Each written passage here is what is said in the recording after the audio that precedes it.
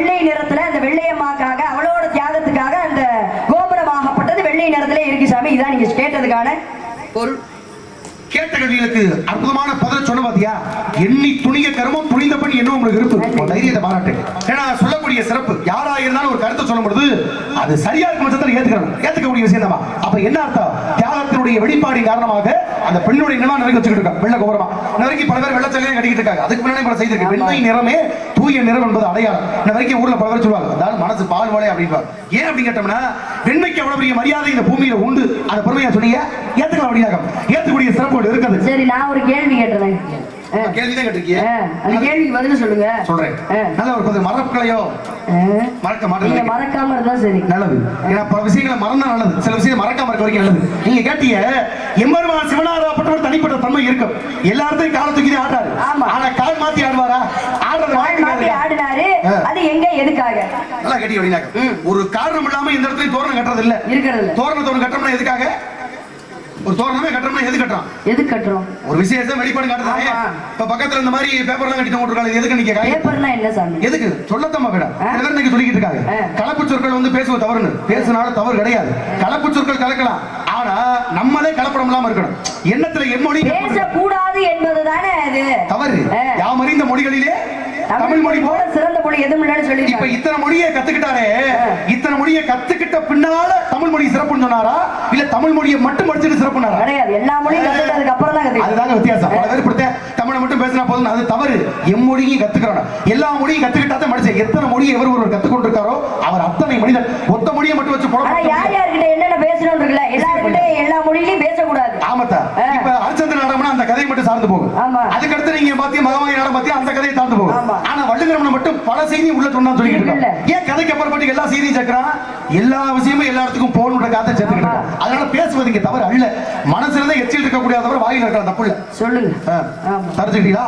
அதனால இதுதான் யோகம் அப்படின்னாங்க. எல்லா விஷயமும் இருக்கு அப்படின்னாங்க. எல்லாத்தையும் சேர்ந்து தொடுக்கிறாங்க. அதுக்கு பேரு நாடகம்னு பேரு. இப்ப சொன்னீங்க அவ்வளவு யாரு? அப்ப இந்த காகிதத்தை கட்டி தொங்கணும் எதுக்கு நினைக்கிறீங்க? காகிதத்தை கட்டி தொங்க விடுறது எதுக்காக அப்படின்னு கேட்டீங்கன்னா அதனால பூச்சி கொஞ்சம் ஆடிக்கிட்டு இருக்கேன் அதுல உட்கார்றதுக்காக. அப்ப ஏதோ ஒரு காரணம் இல்லாம இந்த செய்தி யாரும் பண்றது இல்ல.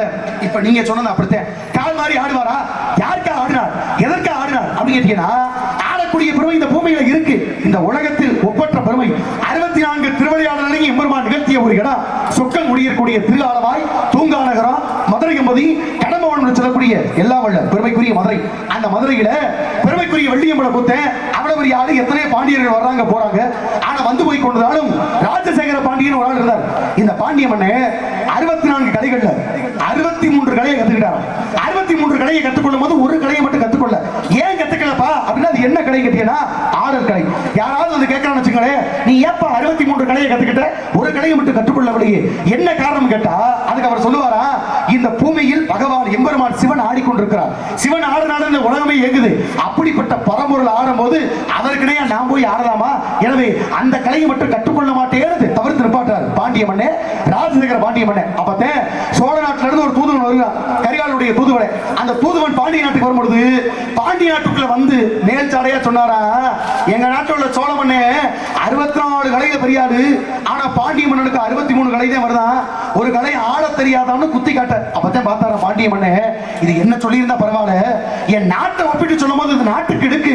ஆக எம்பெருமானே நீந்தே இவர் வாயிலிருந்து இந்த கலையை கத்துக்கன்னு சொல்ல வைக்கிறியா அப்படின்னு நேரம் ஓடி போனாராம். ஓடி போய் எந்த இடத்துல ஒத்த கலையை கத்துக்கிற முடியல பாண்டிய மன்னன் சொன்ன ஒரு காலத்தால அந்த கலையை உனக்கு முன்னால் நான் கற்றுக்கொள்கிறேன் சொல்லி சொக்கநாதரை தொழுது வெள்ளியம்பல கூத்தனை தொழுது அவர் முன்னால் அந்த கலையை கத்துக்கிற ஆரம்பிக்கிறார். கத்துக்கிற ஆரம்பிச்சவருக்கு ஒரு 2 நாள் ஒரு நாள் 3 நாள் ஒரு வாரம் ஆகுது. காலெல்லாம் ரொம்ப கடுக்க ஆரம்பிக்குது. காடு கடுக்க ஆரம்பிச்சோன்னா பார்த்தா ராஜசேகர பாண்டிய மன்னன் பார்த்தாரா, நம்ம ஒரு வாரத்துக்குள்ள 7 நாட்கள் ஆடும்பொழுது இந்த காலெல்லாம் கடுக்குது. எம்பெருமான் காலம் முழுவதும் ஒத்த காலை தூக்கிட்டு ஆடுறாரு. அவருக்கு எவ்வளவு கால் வலிக்கும், நம்மளுக்கு மட்டும் வலிக்குது, பகவானுக்கு வலிக்காதா? ஒத்த காலை தூக்கி ஆடுறாரு எம்பெருமானே. எனக்காக பக்தனுக்காக ஆடிய காலை நீ கீழே இறக்கி விட்டு இந்த இறக்கிய காலை தூக்கி ஆடுன்னு கேட்கிறார். அது எப்படி? எம்பெருமான் பேசாம நிற்கிறார். சொல்லி பார்க்கிற மறுபடி எம்பெருமானே எனக்காக அந்த தூக்கிய காலை ஊண்டிய காலை தூக்கி ஆடு மறுபடி சொல்ல கேட்கல. அப்படியே இருக்கிறார். நீ தயவு செய்து நான் சொல்லக்கூடிய வார்த்தையை கேட்டு கால் மாறி ஆடவில்லை எனில் என் உயிரை போக்கிக்கிறேன்னு சொல்லி உயிரை போக்க வந்தார் இல்லையா எம்பெருமான். அந்த பாண்டிய மன்னனுக்காக தன்னுடைய தூக்கிய காலை ஊண்டிய காலை தூக்கி நடனமாடிய இடம் எது கட்டியனா பாண்டிய மன்னனுக்காக எம்பெருமான் மதுரையில் ஆடினார் ஆட்டம். இது 64 கலைகள்ல பெருமை கூடிய திருவிளையாடல் படத்தை சொல்லக்கூடிய இடம். கால் மாறி ஆடிய படம் தான் வெள்ளியம்பலத்துல மதுரையில பாண்டிய மன்னனுக்காக சொக்கே ஆடி ஆட்டம். எதிரியா இருந்தாலும் உண்மையை ஒத்துக்கணும். உண்மையை சொல்லும் போது உலகத்துல துரோகினே இருக்க கூடாது. துரோகி இருந்தான்னா நம்மள அழிச்சுக்கிட்டே இருக்க. ஆனா எதிரி நம்மள வாழ வைக்கிறான். இருக்குல்ல, உன்னையெல்லாம் வாழ வைக்கிறான். அதனால எதிரியா நினைச்சனால பிரச்சனை இல்லை. உங்களை மட்டும் தான் நான் எதிரியா நினைக்கிறேன். உண்மைதானங்க. துரோகி கூடவே இருப்பாரு. நண்பரா இருக்க வந்து தகுதி வேணாம். எல்லாரும் கூட வேணா நண்பரா இருக்கலாம். ஆனா எதிரியா இருக்க தகுதி வேணும்ல. தகுதி வேணும். நம்மள விட பெரிய ஆளா இருக்க கூட எதிரியா இருக்கணும். அப்படி பார்த்தீங்கன்னா அந்த தகுதியை நான் தான் நினைக்கிறேன். சரிங்களா? நான் நினைக்கிறேன். நீங்க நினைக்கிறீங்களா? சரி, நடத்த சந்தோஷம். இருக்கட்டும். நடப்பு அப்படின்னா கப்பல் என்ன நீங்க என்ன சொல்ல வந்தீங்க? ஒண்ணு விஷயம் இருக்கு. நம்மகிட்ட உள்ள அறிவு அது மத்தாளுக்கு போகும்போது அது அறிவியலா மாறுது. நம்மகிட்ட உள்ள அறிவு மத்தாளுக்கு போகும்போது அறிவியலா மாறுது. அந்த அறிவை நமக்கு தாமே வச்சுக்கிட்டோம்னா ஆணவமா மாறிடுது. நமக்குள்ளே படிக்க படிக்க படிக்க மத்தாளுக்கு சொல்லாம வச்சு நமக்கு ஆணவம் மாறிடுது. அறிவை நமக்குள்ள வச்சு நம்ம யாருன்னு தேடி கண்டுபிடிக்கிற பாத்தீங்களா? அப்ப அது ஆன்மீகமா மாறுது. சோகமா இருக்கும்போது எதுக்கு கப்பல் கவுந்த மாதிரி கண்ணத்துல வந்து கைய வச்சுட்டு உட்கார்ந்துருக்க அப்படின்னு சொல்லி ஒரு வார்த்தை சொல்றாங்கல்ல, அதை எதுக்காக சாமி சொல்றாங்க? கண்ணத்துல கை வைக்கிறது இந்த இடத்துல நீனா தான் நினைக்கிறேன். இவ்வளவு சோகத்திலையும் இந்த கதையை இப்ப கேக்குற. ஏன் நான் என்ன சோகமா இருக்கேன்? அப்ப இந்த சோக கதையை நான் கேக்குறேன். கப்பலே கவுந்தாலே கண்ணத்துல கை வைக்க கூடாது சொல்ற வழக்கம் உண்மைதானே? ஒரு பேச்சு சரியா பேசுறா, உன் பேச்சு கசப்பா இருக்குடா நம்ம சொல்றோம்ல. எதுக்கு சொல்றான்? அங்க வர்ற அவன் பேச பேச்சுனா அப்படி தித்தி பார்க்கணும். ஒரு பேச்ச பேசணும்னா ரசிக்கிற மாதிரி, கேட்கிற மாதிரி, இனிக்கிற மாதிரி தித்திப்பா பேசணும்டா. அது பேச்சு கலகு. எப்ப பார்த்தாலும் கசப்பா செய்தி வந்துட்டே இருக்குன்னு சொல்லுவேன். அப்ப கசப்பு எது கிடையாது? அது பாவக்காய் சொல்றாங்க. பாவக்காய் பாத்திருப்பீங்க. அது சாப்பிட்டோம்னா கசக்குது. ஆடாதோட ஒரு இடம் இருக்கு. அதை சாப்பிட்டீங்கன்னா கசக்கத்தான் செய்யும். வேப்பங்காய் இருக்கு. அதை சாப்பிட்டீங்கன்னா கசக்கும். இதெல்லாம் கசக்க. கசத்தாடும் கூட உடம்புக்கு நல்லது. ஆரம்பத்துல கசப்பு, முடிவு நன்மையா இருக்கு. பாவக்காய் அப்படித்தான். ஆரம்பத்துல கசப்பாத்தான் தெரியும். ஆனா உடலுக்கு நல்லது. மதுரைக்கு ஒரு மண்டபம் இருக்கு, பாவக்காய் மண்டபம்னு சொல்லி. நீங்க சொன்ன இந்த பாவக்காய் மண்டபம் பாத்திருக்கீங்களா? புடலங்காய் மண்டபம்னு இருந்திருக்கலாம். கத்திரிக்காய் மண்டபம் இறைவன் பிறவி மங்கனே காட்சி கொடுப்பாங்க. அதான் கேட்டிருக்கேன். ஒரு வெண்டிக்காய் மண்டபம் கூட இருந்திருக்கலாம். அது என்ன அந்த இடத்துக்கு மட்டும் பாகற்காய் மண்டபம் பேர் வச்சிருக்காங்க? கேள்வியா? இப்ப நீ தானே கப்பலே வந்தா கண்ணத்தை கை கூடாதுங்க. அதனால வந்து பாகற்காய் மண்டபம்னு ஏன் பேர் வந்துச்சு? பேசுவோமே. மண்டபத்துக்கு இன்னொரு மண்டபம் கட்டிருந்தா பரவாயில்ல. ஆனா நீங்க மண்டையை உடைக்கிற மாதிரி ஒரு கேள்வி வச்சிருக்கீங்க முன்னால. பாகற்காய் எதுக்கு பேர் வந்துச்சு? அப்படியா? ஆமா. பாகற்காய் ஏன் பேர் வச்சு நீங்க கேட்டா பாகற்காய் மண்டபம் வந்து சரி எதுக்காக வந்துச்சுன்னு சொல்லி காரணம் கேட்டீங்க. சரி, பாவக்காய்னு முதல்ல எதுக்கு பேர் வந்துச்சு? பாகற்காய் ஏன் பேர் வந்து நான் சொல்றேன். பாகற்காய் மண்டபம் ஏன் சொல்றீங்க? முதல்ல கேள்வி கேட்டது யாரு?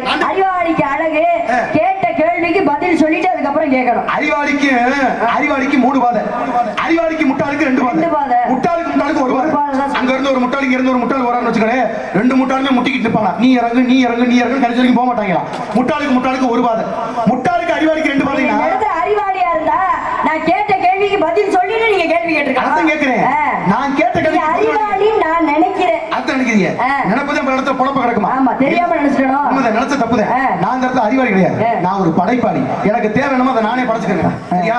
சரி. இல்ல கொஞ்சம் சொல்லுங்க. இல்ல பல இடத்துல நான் கேட்ட கேள்விக்கு பதில் சொல்லிட்டு நான் அதுக்கு அப்புறம் சொல்றேன். பாகற்காய்க்கு பேர் வச்சிருக்கீங்க. இந்த கேள்வியை மனப்பூர்வமா நான் ஏத்துக்கிறேன். இந்த மண்டபத்துக்கு நீங்க எப்ப சொல்லுவீங்க? நீங்க சொல்லி முடிய நான் அதுக்கு அடுத்து சொல்றேன். முத மண்டபத்துக்கு அடுத்து பாவக்காய் வந்திருக்கா, பாவக்காய் அடுத்து மண்டபம் வந்திருக்கா? மண்டபத்துக்கு அப்புறம் தான் பாவக்காய். தானே உண்மை. அதனால நான் சொல்றேன் உனக்காக. போயிட்டு போட்டு இப்ப நீ கேட்ட இவ்வளவு பெரிய கூட்டத்துல வாங்க வெளிநாடு வாங்கம்மா. மண்டபமா இருந்தாலும் ஒரு கொடியா இருந்தாலும் பந்தல் போட்டு ஒரு மண்டபத்துல பக்கத்துல பொம்பளை பிள்ளை தான் பேச்சு வருமா? பேச்சு பேசதான் கேட்டுட்டு தான் இருக்கு. சொல்லுங்க. அப்ப கேட்க அதுக்காக நீங்க தூரத்துல 3 முக்கா விட தள்ளி போயிட்டு நான் கேட்டு பேசினா கேட்டுக்கிட்டு இருக்கீங்கன்னா கேட்க முடியுமா? பக்கத்துல தான் பேச முடியும். நீங்க எது பேசினாலும் நான் எங்க நின்றாலும் கவனிச்சுட்டு தான் இருப்பேன். அது கேக்குது. ஓ கவனம் இங்க இருக்கணும். சரியா? என்ன கவனம் இங்க இருக்கணும். ஏன் மேல கறக்கணும். பேசும்போது இங்க கவனிக்கணும். கண்ணு காது மூக்கு வாய் எல்லாமே ஒரே பட்சமா இருக்கணும். சாமி கும்பிடும்போது அதனால இப்படி கும்பிடுறோம். ஏன் கும்பிடுறோம்? கண்ணு சாமியை பார்க்கணும். காது மணி ஓசையை கேட்கணும். நறுமண வாசனை. கண்ணை மூடிட்டா கும்பிடணும். கண்ணை திறந்து கும்பிடணும். கண்ணை திறந்து தான் கும்பிடணும். நம்ம மக்கள் அப்படி பண்ண மாட்டாங்க. கண்ணை மூடிக்கிட்டு தான் கும்பிடுவோம். அப்ப கண்ணை மூடிட்டு வழிபடக்கூடாது. கண்ணை திறந்து தான் சாமி கும்பிடணும். அப்ப சாமி வழிபடும் போது இந்த 5 யாரை பார்த்திருக்கு? அது கடவுளை பார்த்ததா. அப்ப பேச்சு பேசும்போது உன்னுடைய 5 இங்க பார்த்திருக்கணும். சரியா? சொல்லுங்க. இப்படி இரு. இப்படி கேட்டமா பாகற்காய் அப்படின்னு ஏன் பேர் வந்துச்சு அப்படின்னு. இந்த பாகற்காய்க்கு ஏன் பாகற்காய்னு பேர் வந்துச்சுன்னா பாகு அப்படின்னு ஒரு வார்த்தை இருக்கு. தமிழ்ல மட்டும் பாருங்களேன். வார்த்தைகளை குறிச்சோம்னா பல பொருள் வேறுபடும். ஒவ்வொரு வார்த்தைக்கும் பெருமை இருக்கு. இப்ப என்ன வார்த்தை? அறிவில்லாதவன் ஒரு வார்த்தை. அறிவில்லாதவன் யாரு? இப்ப சில பேர் சொல்லாட்டே ஏன் அறிவில்லாத கோபுரம்.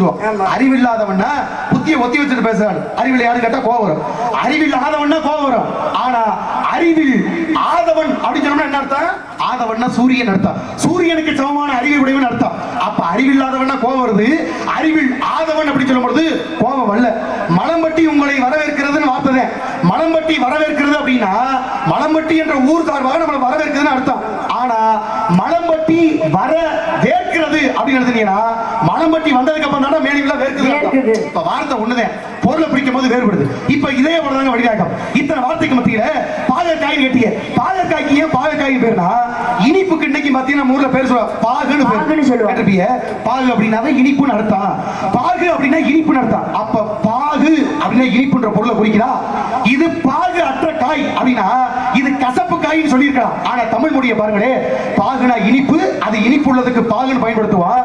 ஆனா இனிப்பு இல்லாத காய் ஆக பாகு அற்ற காய் கசப்புடைய காய். எனவே பாகு அற்ற காய் பாகற்காய். அப்ப இனிப்பு இல்லாத இன்னொரு காய் கசப்பு அப்படிங்கிற வார்த்தையை பிரிக்கும் பொழுது பாகுனா இனிப்பு, இனிப்பு இல்லாத இந்த காய் பாகு அற்ற காய். எனவே அதுக்கு பேர் பாகற்காய். பிரிச்சோம்னா பாகுட்டல் அல்குட்டல் காய்னு பிரிக்கணும். இப்ப பாகு அற்ற காய் என்பதனாலே அது இனிப்பு அல்ல, இது கசப்பு பொருந்திய ஒரு காய் என்பதனால பாகு அற்ற காய் மருவி பாகற்காய் மாற்று இருக்கா? இருக்குல்ல? இருக்குல்ல. சரி, வந்த விஷயம் பாகற்காய் மண்டபம். பாவக மண்டபம் வந்துட்டீங்களா? இந்த கை வர தட்டுறாரு. கை தட்டுறாருன்னா மண்டபத்தை கவனிக்கிறாரு. இல்லாட்டி மண்டபப்படி முடிஞ்சு வரணும். மதுரையில இருக்கிற பாகற்காய் மண்டபத்திற்கு எதற்கு பாகற்காய் மண்டபம்னு பேர் வந்துச்சு? எதுக்கு காரணம் அப்படின்னா சித்திரை திருவிழா அன்று 4ஆம் நாள் போய் இறைவனும் இறைவியும் அந்த மண்டபத்துல போய் காட்சி தருவாங்க. ஒரு நாள் முழுவதும் இது வழக்கம் இருக்கு இல்லையா? மீனாட்சி அம்மன் கோயிலை கட்டும் போது தெற்கு கோபுரம் கட்ட அங்க இருந்து வில்லாபுரம் சொல்லக்கூடிய ஒரு இடம் இருக்கு. வில்வ மரம் அதிகமா இருந்தனால வில்லாபுரம் சொல்லி அங்க பேரு இருக்கு இல்லையா? அப்ப அங்க இருந்து மண் எடுத்து இந்த தெற்கு கோபுரம் மீனாட்சியோட தெற்கு கோபுரம் கட்டுறதுனால அங்க இருக்க மக்களுக்கு ஏதாச்சும் செய்யணுமே அப்படின்னு சொல்லி கேட்க அவங்க எல்லாம் என்ன சொன்னாங்க அப்படின்னா, இங்க வந்து இறைவனும் இறைவியும் இந்த மண்டபத்துல இருந்து எங்களுக்கு காட்சி தர வேண்டும், எங்களுக்கு அருள்பாலிக்க வேண்டும் சொல்லி அங்க இருக்க மக்கள் எல்லாம் கேட்டுக்கிட்டனால அங்க போய் சிவபெருமான சொக்கநாதரும் மீனாட்சியும் 4ஆம் நாள் போய் அந்த மண்டபத்துல காட்சி கொடுப்பாங்க. ஒரு நாள் முழுவதும் இருப்பாங்க.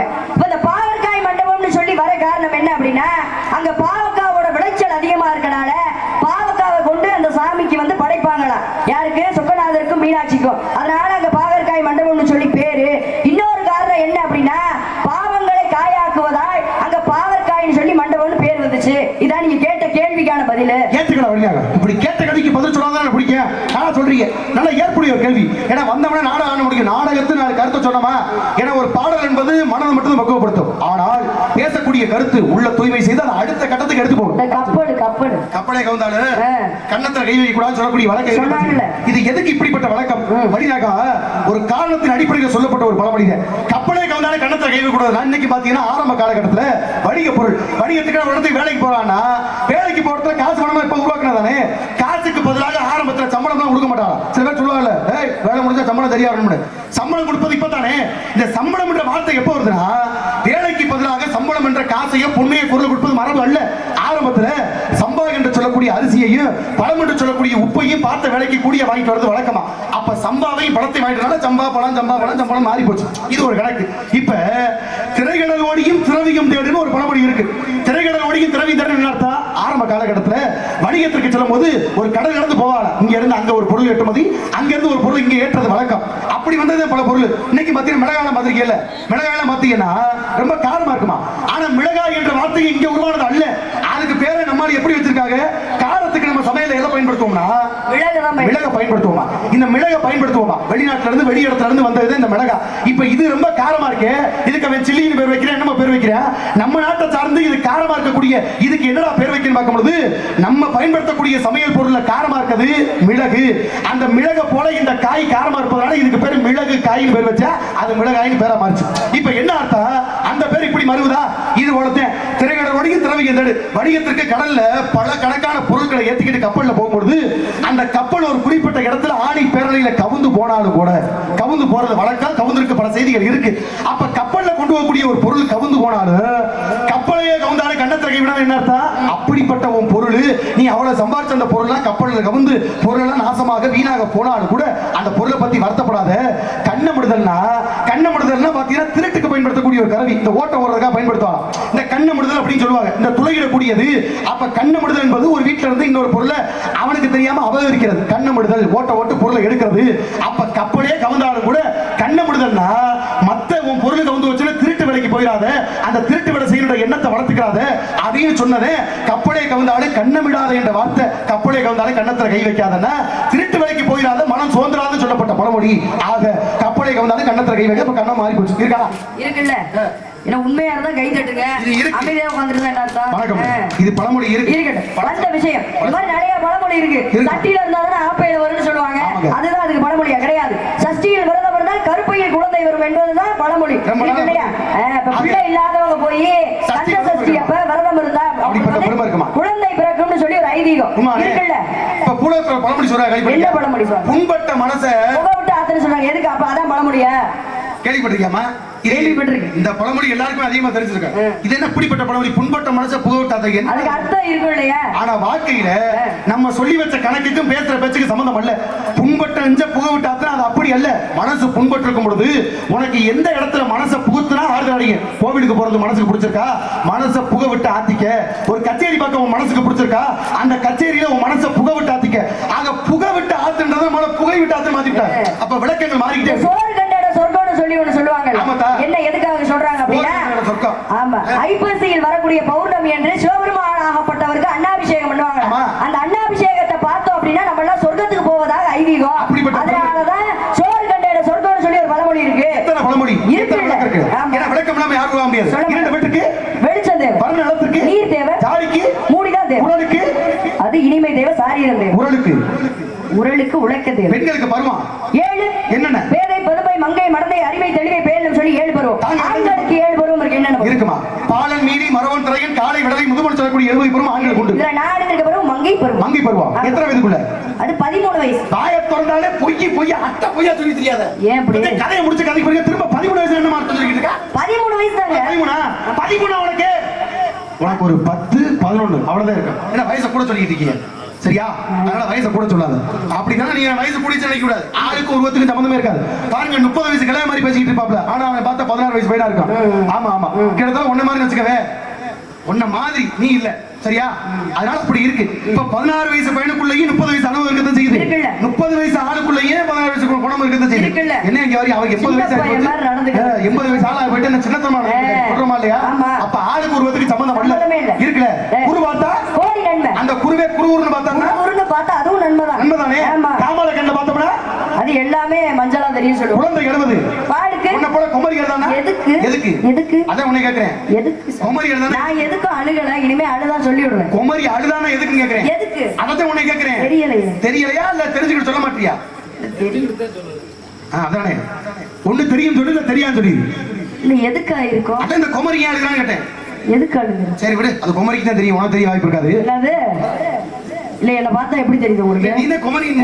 உங்களுக்கு எத்தனை வயசு? எனக்கு வயசு 85 இருக்குமா? அப்படினாக்கா ஊரை ஏமாத்திடுறீங்க. நரை திரை பிணி மூப்பு சாக்காடு இது 4 பேர் கிடையாது. உனக்கு கொஞ்ச நாள் வச்சு நடந்து போயிடும். நீங்க கல்யாணம் பண்ணா உங்களுக்கு வயசு கம்மி. சாக்காடுன்னு உனக்கு இத்தனையும் உனக்கு உண்டு. யார கிளவி நீங்க முடிவு கிடையாது அப்படினாக்கா உன்னை பார்த்து கிளவினா எதுக்கு சொல்லிட்டு இருக்கீங்க? எதுக்கு சொல்றீங்க? உங்க அப்பா உன்னை தகுதியான ஆள் தானே இந்த இடத்துக்கு கொண்டு வந்தாரு. இடத்துக்குரிய தலைவி நீதானே.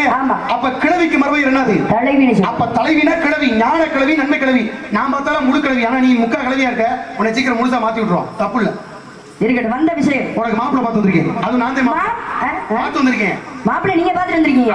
பாத்தீங்களா? எனக்கு 7 அண்ணனுங்க இருக்காங்க. எங்க அப்பா இருக்காரு, எங்க அம்மா இருக்காங்க. யாருக்காச்சும் தோணுச்சா? உங்களுக்கு தோணி இருக்குன்னா என் மேல அவ்வளவு பாசம். 7 அண்ணன் தம்பி இருந்து எதுக்கு இருக்காங்க? அனாதை காட்டுல விட்டு தன்னந்தனியா விட்டுட்டு போயிட்டாங்க. ஏன் இப்படி சொல்றீங்க? ஏன் இப்படி சொல்றீங்க? அப்படி நினைக்காத. அதானே எங்களோட வேலை. தொழில். அதனால நாட்டுக்குள்ள அதிகமா மனிதர்கள் மிருகம் வந்துச்சுன்னா என்ன பண்ணுவாங்க? நாட்டுக்குள்ள மிருகத்தை கொண்டு போய் காட்டுக்குள்ள விடுவாங்க. இப்ப நாட்டுக்குள்ள ஒன்னே கொண்டாந்து காட்டுக்குள்ள விட்டுருக்கான எதுக்கு? காட்டுக்குள்ள மிருகம்னா ஒருத்தன், அது காட்டு மிருகங்கள். ஆனா நீ அப்படி அல்ல. காட்டு மிருகங்களையும் கையாளக்கூடிய மன தைரியம் படுத்த வீர பெண்மணி. அதனால உன்னை பத்தி பெருமையா பேசுறேன். மாப்பிள்ளை யாருன்னு சொல்லுங்க. மாப்பிள்ளை பிடிச்சிருந்தா கட்டிக்கிறேன், பிடிக்கலன்னா கட்டிக்க மாட்டேன். மாப்பிள்ளை யாருன்னு சொன்னா பிள்ளையார அவனை பார்த்து வந்திருக்கீங்க. மாப்பிள்ளை யாருங்கன்ற? மாப்பிள்ளை யாரு? அப்ப மாப்பிள்ளை யாரு இல்ல எனக்கு பாத்துட்டு வந்தது யாரு? அப்படி கேளுமா. இவர மாப்பிள்ளையாருன்னு நான் பிள்ளையாரத்தை மாத்து வந்திருக்க நினைச்சுக்கிட்டு. அப்படி இல்ல. இல்ல கிடையாது. அவர் கடவுள். அவர் போய் பாத்துட்டு வருவீங்க. அதனால எப்படிப்பட்ட மாப்பிள்ளையை பார்த்து வந்து சொல்றேன். ஆனா மாப்பிள்ளை பிடிக்காது. அது எப்படி பிடிக்கலன்னா பிடிக்கலதான் சொல்லுவேன். எப்படி சொல்லுவேன்? பிடிக்காத மாப்பிள்ளை எப்படி கட்டிக்க முடியும்? இங்க இரு. காலை பூரா ஒருத்தருக்கு நான் கேட்ட போச்சு. என்ன மிரட்டுறீங்க? மாப்பிள்ளைக்கு என்ன மிரட்டுறீங்க? பிடிக்கல பிடிச்சிருக்க. பிடிச்சதானே கட்டிப்பேன். அப்படி சொல்லாத. பிடிக்கலன்னா எப்படி கட்டிக்க முடியும்? இந்த இடத்துல வாழ போறது நானு. வாழ போறது நீங்களா நானா? அப்ப பிடிச்சதானே கட்டிக்க அப்ப ஏன் முடியும்? பிடிக்கல? மனசுக்கு பிடிக்காத எப்படி கல்யாணம் பண்ணிக்க முடியும்? எடுத்த எடுப்புல ஏன் பிடிக்கிறீங்க? நீங்க சொல்லுங்க, பிடிச்சதா கட்டிக்கிறேன்னு உனக்கு தெரிஞ்சுக்க. பிடிக்கலன்னா கட்டிக்க மாட்டேன். இவ்வளவு பெரிய கூட்டத்துல மாப்பிள்ளைங்க நீ பிடிச்சிருக்கா பிடிச்சிருக்கு சொல்லு, பிடிக்கலன்னா பிடிச்சிருக்கு சொல்லு. உன்னை யாரு வேணானா? என்ன? என்னது? இல்ல, ரெண்டுத்தையும் ஒண்ணுதான். இல்லடா, பிடிச்சிருக்கா பிடிச்சிருக்கு சொல்லு, பிடிக்கலன்னா பிடிச்சிருக்கு சொல்லு. உன்னை யாரு வேணாம்னா? இல்ல, ரெண்டுத்துக்குமே பிடிக்கும்னு சொல்றீங்க. ஏய், ரெண்டு போ.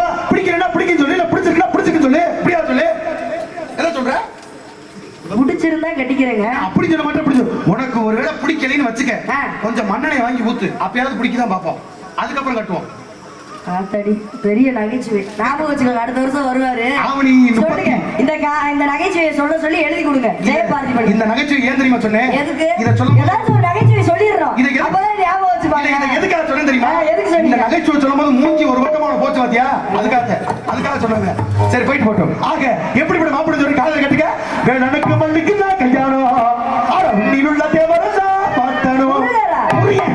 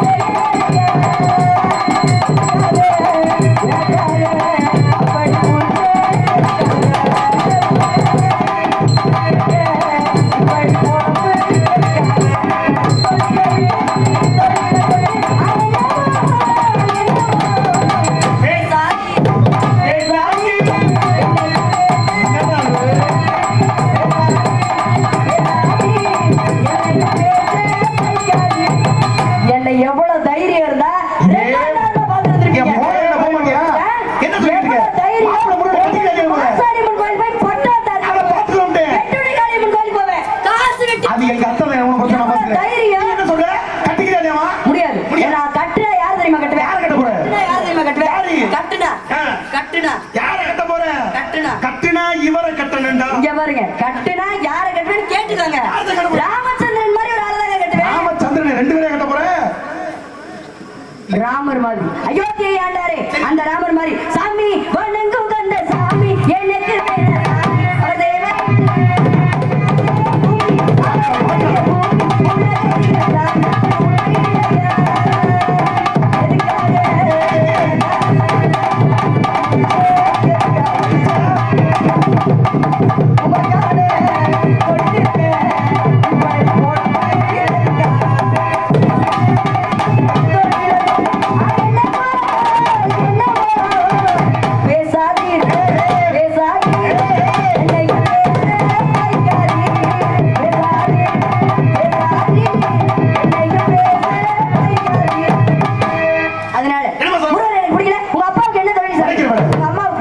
எனக்கு உங்க அத்தைக்கு உங்க மாமாக்கு எல்லாருக்கும் நல்ல குழப்பம் தானே. இந்த நாரதருக்கு வக்காலத்து ஆன ஆளு எங்க?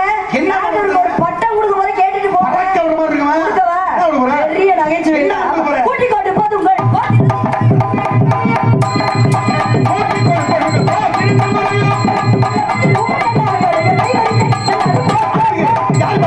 இந்த இடத்தில் எப்படிப்பட்ட இடத்தை கூட்டி அந்த முருகன் 8 மணிக்கு திருட்டு சமைக்கிற நாள் அல்ல. இது பிரபலிப்பான பூனமல்ல, இது சிப்பலா கட்டைமல்ல. வருகை உனது திருமணத்துக்கு இருந்தவருக்கு கண்ட பழம் தவிர எந்த பழம் கட்ட முடியாது. சீக்கிரமா நமரையும் சேர்த்து அறுக்கு. சுவாமி லக்கீரரே புடவரே போயிட்டாரா? ஒரு நாரத மகர்ஷிய இப்படி கேட்கலாமா? நான் ஏன் கேட்டேன், என்ன காரணம் அப்படின்னா, இவருக்கு நம்ம எதுவும் பேசாம விட்டுட்டேன்னு வச்சுக்கோங்க, பொறுமையா வள்ளிக்கு முருகருக்கும் கல்யாணம் பண்ணி வைப்போம் அப்படின்னு நினைச்சிருவாரு. இவரை இப்படி கேள்வி கேட்டாதான் கோவப்பட்டு போய் முருகர்கிட்ட சொல்லுவாரு. அப்ப சுவாமி சீக்கிரம் என்னை ஆட்கொண்டு போவார் சொல்லி அவருடைய பாதார விந்தத்தை வெகு சீக்கிரம் அடைய இப்படி ஒரு நாடகம் நடத்தினேன். நீங்க எல்லாம் நம்பிட்டீங்க, நம்பிட்டீங்கல்ல? அதனால சுவாமி சீக்கிரம் பண்ணி ஆட்கொண்டு போக வேண்டும் என்று காத்து கொண்டிருக்க. வெற்றிவேல் முருகனுக்கு.